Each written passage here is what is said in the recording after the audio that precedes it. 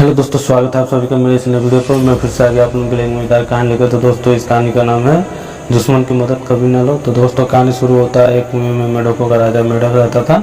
एक दिन वह अपने परिवार और रिश्तेदार से लड़ झगड़ कर कुएं से बाहर निकल आया और उसने अपने अपमान का बदला लेने की सोचने लगा। संयोगवश उसने काले सांप को बिल में घुसते हुए देखा तो उसने सोचने लगा कि कांटे से कांटे को निकालने में ही बुद्धि है। सांप हमारा जन्मजात और बलवान शत्रु है, क्यों ना इस शत्रु को कुएं में रहने वाले शत्रुओं से भिड़ा दिया जाए।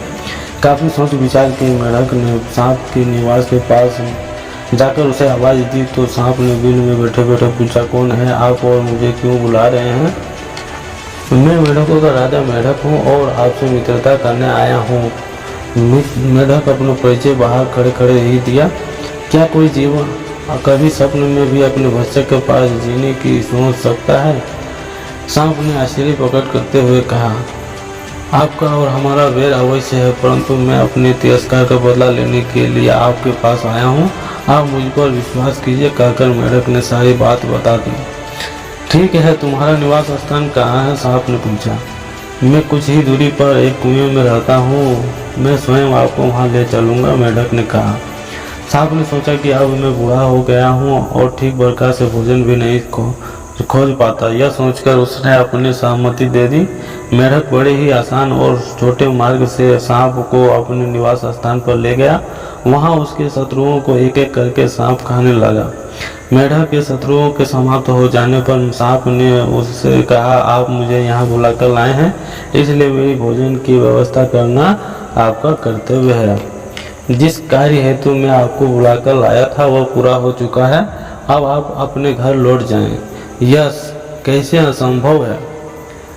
मेरे घर पर तो किसी अन्य जीव ने अधिकार कर लिया होगा, अब तो यह कुआं ही मेरा अस्थायी निवास है। यह सुनकर मेढक अपने किए पर पश्चाताप करने लगा। सांप से बचाव असंभव जानकर मेढक को हर रोज अपने परिवार का एक प्रिय सदस्य उसके भोजन के लिए देना पड़ता। एक दिन जब मेढक के पुत्र की बारी आई तो मेढक बुरी तरह चीखने चिल्लाने लगा।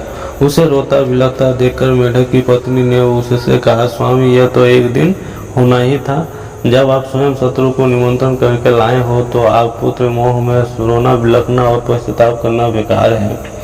जब एक एक करके उस कुएं से सारे मेढक व मेढक के परिवार वाले सांप के पेट में समा गए तो सांप ने मेढक से कहा, मेरे भोजन की व्यवस्था करो, अन्यथा तुम्हें भी खा जाऊंगा। अगर तुम मुझे आज अपना भोजन बना लोगे तो कल किसे खाओगे? तुम कहो तो मैं पास के इस दूसरे कुएं से कुछ मेढकों को फुसलाकर यहाँ ले आता हूँ। सांप ने स्वार्थवश मेढक को बाहर जाने की अनुमति दे दी और उसके लौटने की प्रतीक्षा करने लगा। जब काफी दिनों बाद भी मेढक नहीं लौटा तो सांप ने समीप रहने वाले घड़ियाल के पास जाकर उसे बुला लाने को कहा।